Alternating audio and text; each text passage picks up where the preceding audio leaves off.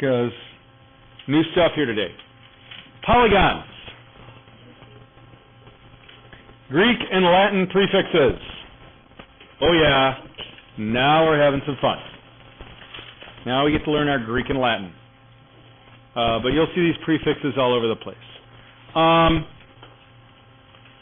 The number of sides in a polygon obviously leads to the name of polygon. The word polygon itself actually doesn't mean anything about sides, it means about angles. Because poly is a prefix meaning many, and gons refers to angles, actually. So a polygon is actually talking about many angles, which also leads to many sides. So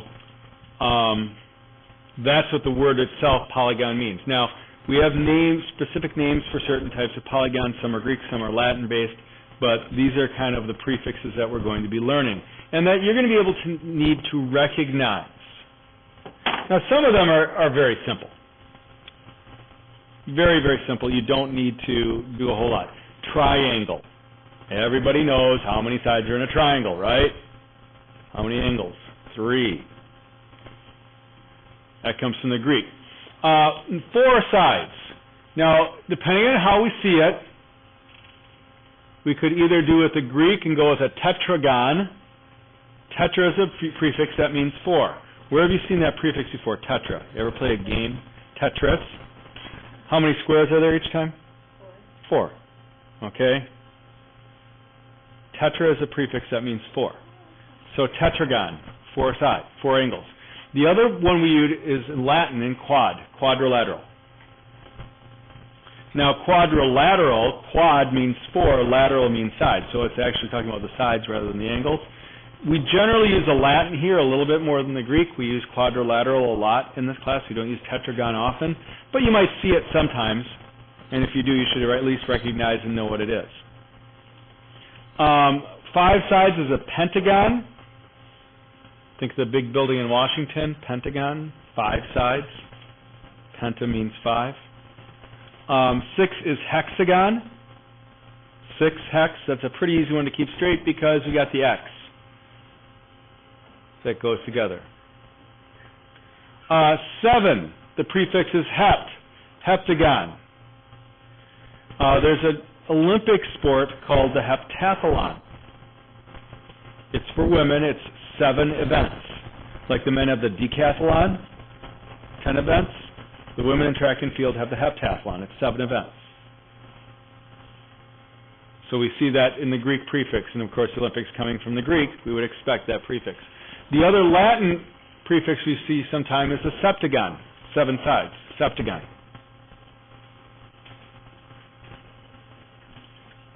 What? Yeah. So heptagon, septagon, they're the same, they're 2 different names for the same figure, one Greek, one Latin. You will see both used throughout the year. And it doesn't matter to me which one you choose. 8 sides is an octagon. We're back over to the Latin again. 8 oct. We're pretty good at that one. 9 is no or non, depending on how you put it.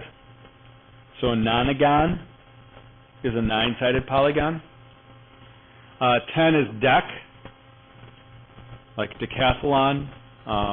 Decimal system, DEC, it's base 10, right? Dec is a prefix meaning 10. 12 is a dodecagon, 12-sided polygon.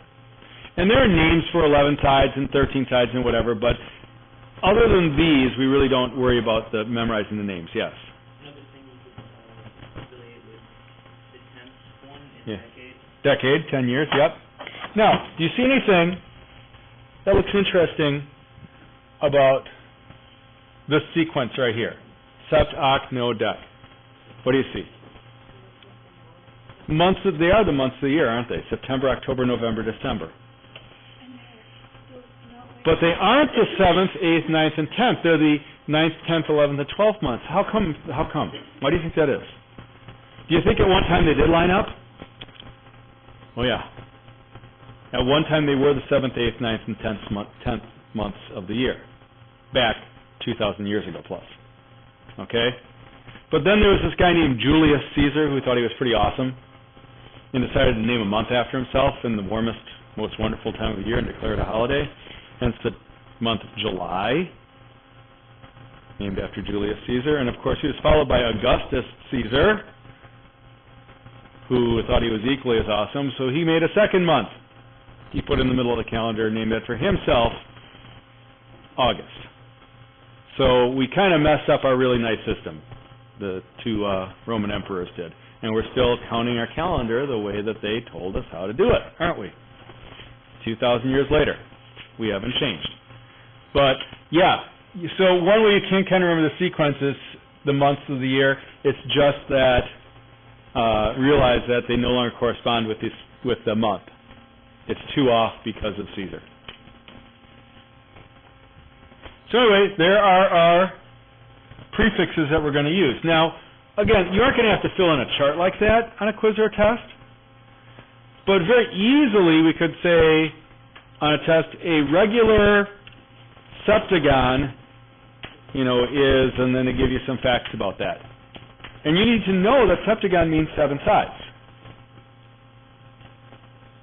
You're going to need to know that. I mean, you're not going to be able to come up to me and test and say, well, how many sides are in a septagon? Well, that's kind of what I'm testing to see. That's one of the things I wanted to know if you know. Sorry, a little dry today. So, these are all things that you could easily make little flashcards of. You can get little flashcards out of almost any of these words. One side. I mean, I think triangle you're pretty safe with and quadrilateral, but, septagon, 7 sides. Octagon, 8 sides. Decagon, 10 sides. You don't have to worry about trying to draw a picture of them. Believe me, I don't draw decagons very well either, unless I have my wonderful little cheat from the smartboard, which draws a decagon for me. But you probably don't have that in your pen. So, I admit, I cheat when it comes to that. I use the tool I'm given. Now, what makes something a polygon? Well, a few things that we have to look at. Things that are not allowed in polygons. And this is pretty simple. Things not allowed in polygons, we may not have curves. No curves on a polygon. No figures that cross over each other like this. This could be considered two different triangles, all right? But not just one polygon because it's kind of crossing over in itself. We also can't have what's called open figures. In other words, it's not a closed figure. If I put a fourth side up here that closed this, then we'd be fine. Then we'd have a quadrilateral. It would be dandy. But without that, it's considered an open figure, and that's not a polygon. And very simply, some of your homework today is going to be identify it. Is it a polygon or isn't it? If it is, name the number of sides. So those are the type of problems that you're going to deal with. Is it a polygon? And if you determine it is, what's its name? By the way, if I have something other than one of these sides, let's say I have a 15-sided polygon, what I'm just going to do is I'm just going to call that, for now, a 15-gon. Honestly, that's what we do. Or if I have a 72-sided polygon, I call it a 72-gon. And sometimes they refer to these, an unknown number of sides, as an n-gon, where we have just a polygon of some unknown number of sides. So an n-gon. That just means we're not sure, the number of sides has not yet been determined. Or an unknown number of sides. It's just to simplify things. I mean, back in the day, they'd probably make you memorize the names up through 50 sides or something like that. I mean, really, what's the point in that, right? These are the ones we're going to see most commonly. Anything else, a 17-gon is good enough for me. That helps out. Concave and convex are two very important concepts. Now, here's one on your note card where a picture may be your best explanation. Okay? Convex polygon, and on the back you draw a picture like this. That's a convex polygon. Notice if I were to draw in diagonals, I mean, technically, when I connect consecutive vertices, it's always never on the inside. When I draw diagonals, all the diagonals are on the inside. Diagonals connect non-consecutive vertices. We get a star too, don't we? Okay? That's one way of defining a convex polygon. A concave polygon, simply put, looks like it's caved in. It's an easy way to remember. And here, when I draw on this diagonal, you'll note, if this is my polygon, this is a pentagon, 1, 2, 3, 4, 5 sides. But this diagonal, which connects the two non-consecutive vertices, is outside the polygon itself. That's an indicator that it's concave. But again, it's usually fairly obvious. Concave means like it's caved in. Convex means it's not. It's not concave, it has to be convex. Those are the only two choices I have. So let's take a look at some pictures. Is it a polygon? Is it concave or convex? If it is a polygon, name it and tell which one. So this first one, is this a polygon? Yeah. Okay, concave or convex? No, concave. Convex. Okay. Is it like caved in at all? Is there any place I could connect a diagonal and it would be outside? No. No, so that makes it convex. Okay, and what's its name? Quadrilateral.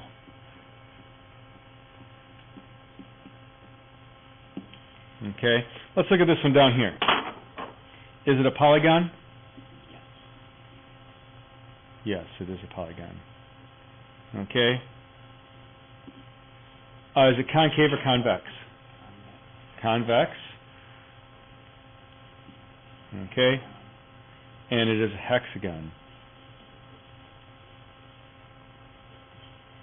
I don't write in cursive very often, but every once in a while I just get the urge. If I take my time, it's not too bad. What? I know. It never did for me. In fact, when I was in college, I always printed my notes. Most of my friends took them in cursive, and I printed everything. Just my cursive was so unreadable. But now they've both gotten pretty bad, so it happens.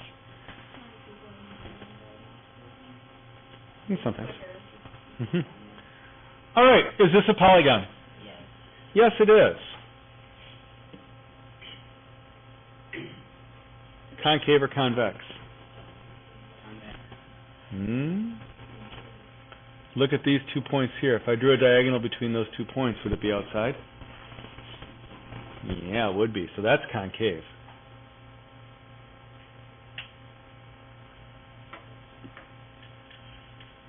And its name? Well, it's 1, 2, 3, 4, 5, 6, 7. So maybe a septagon, yeah.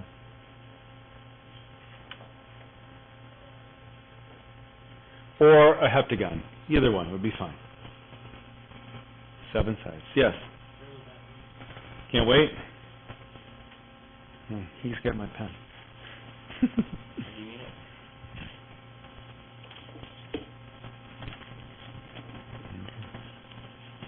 Okay. How about this fourth one here? Not a polygon. Not a polygon. So I'm not worried about concave or convex because it's not a polygon. I'm not worried about a name. It's not a polygon. And this is the kind of thing that we're talking about here. It's really identification.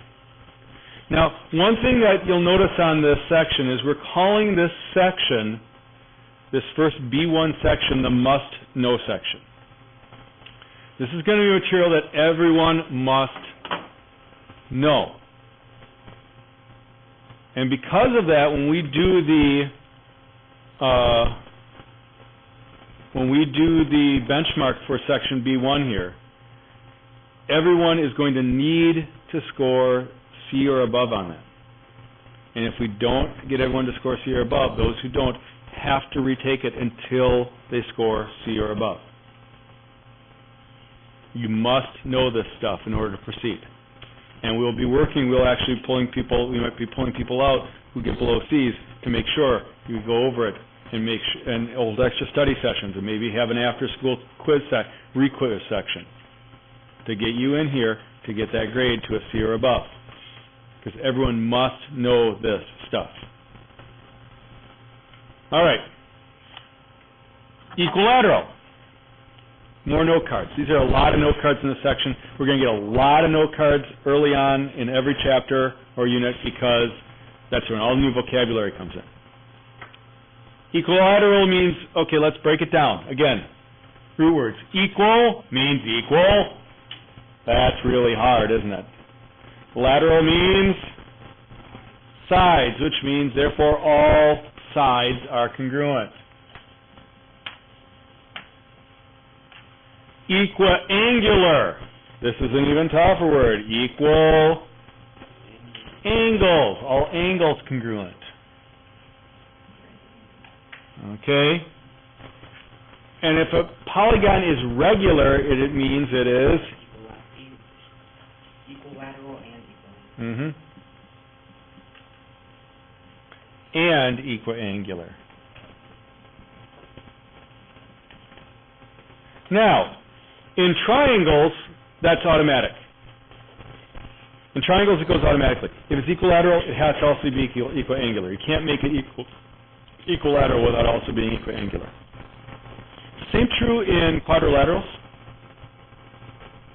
Can I make a rectangle or a quadrilateral that is equilateral but not equiangular? All four sides the same, but not all four angles the same. Anyone want to come up and try and draw one of those? You said rectangle? In a quadrilateral. Just a four-sided figure. Can I make a four-sided figure where all four sides are the same, but not all four angles?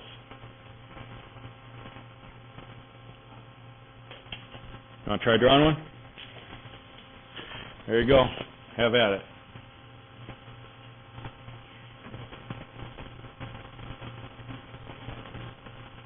Yeah, you might get something like that. Okay, I could have all four sides that way. A lot of people think about the rhombus. That's all four sides the same, not all four angles the same. So yeah, with rectangles and above, it's possible to be equilateral without being equiangular. The opposite is also true. It can be equiangular without being equilateral. Rectangles, right? Rectangles have all four angles or right angles, but not all four sides are the same. Only in a square do we become regular, where it's both equilateral and equiangular.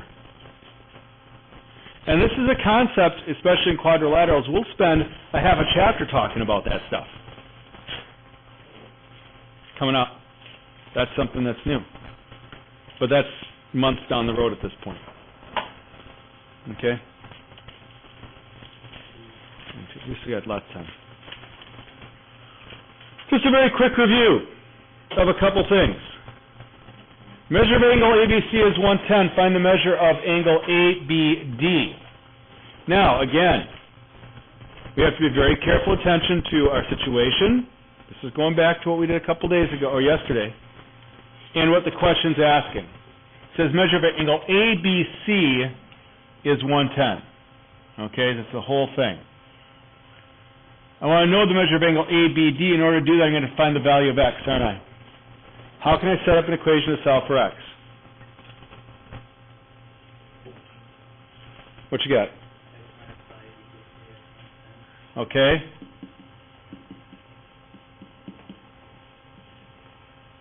Is that the correct equation? That is one possibility that the two would be equal, but what does this tell me?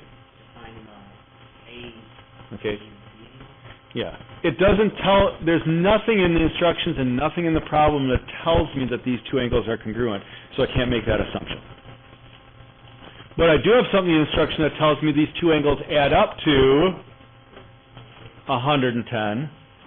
So instead, I could add them together and set that equal to 110, couldn't I? And again, those are usually our two choices. Set them up and add them together, set them equal to something, or set them equal to each other. Once we do that, solving for x is pretty easily. So that's 4x minus 15 equals 110. So 4x equals 125. So x is, ooh, that's not so nice. 125 over 4. Let's make this 109. Just make our life easier today, okay? Okay. Divide by 4, that gives me 31. X is 31. And then I could substitute that back in. This is 3 times 31, 93 minus 10. This would be 83 degrees then. So when we look at pictures and equations, we have to make sure we're looking beyond just what we see in the picture and looking at the actual description to make sure that we're setting things up correctly. Because it is a trap. It's very tricky.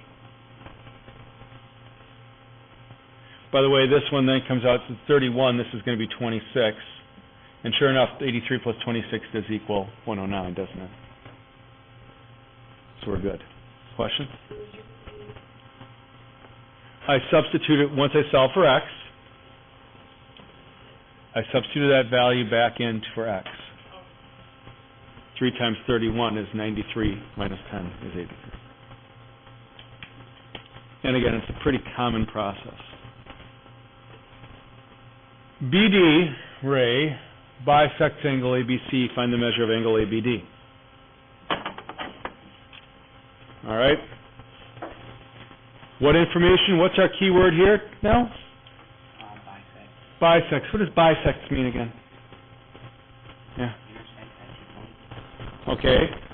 That makes a lot of sense with the term bisects because bi would mean two, intersect, so like a double intersection. But that's not the case here.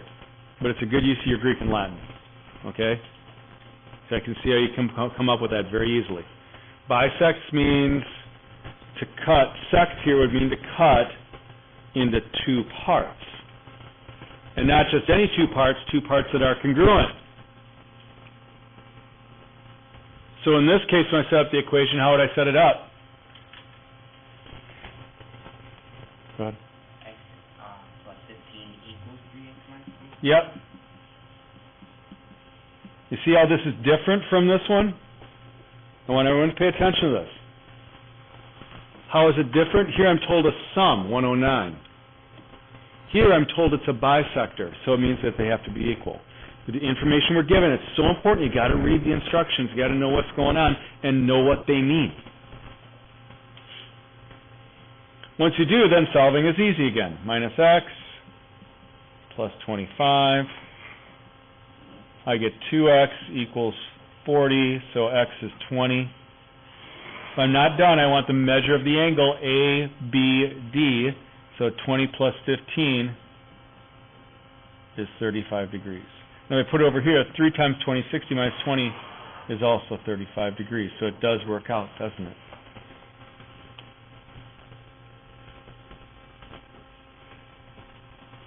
So we have to set up, solve, and sometimes we have to back substitute it in to get our answer. And you just need to be paying attention to that as we're moving on. Now, that's just kind of review. We're just reviewing some stuff from yesterday and some of the concepts. Most of the stuff here in the homework tonight definitely deals just with polygons. Make sure you're checking. We still got a couple minutes, so no one needs to be getting up yet or doing anything. But you might want to be jotting down the assignment if you haven't done so already. It's page 44, 3 through 15, 18 through 30 even. 18 through 30 even. 33 through 36, that's all again. And 42 and 43. And we jump to chapter 2, section 4 for tomorrow. And those postulates. And when you make the postulate sheets and theorem sheets, what you might want to do, don't just put the postulate theorem number down, put the postulate or theorem name down. If there is one, like if it says linear pair postulate, that's what you want to put down. But again, these are our rules of geometry that we're going to be using. Very important that you know them. Those are things that should be on note cards.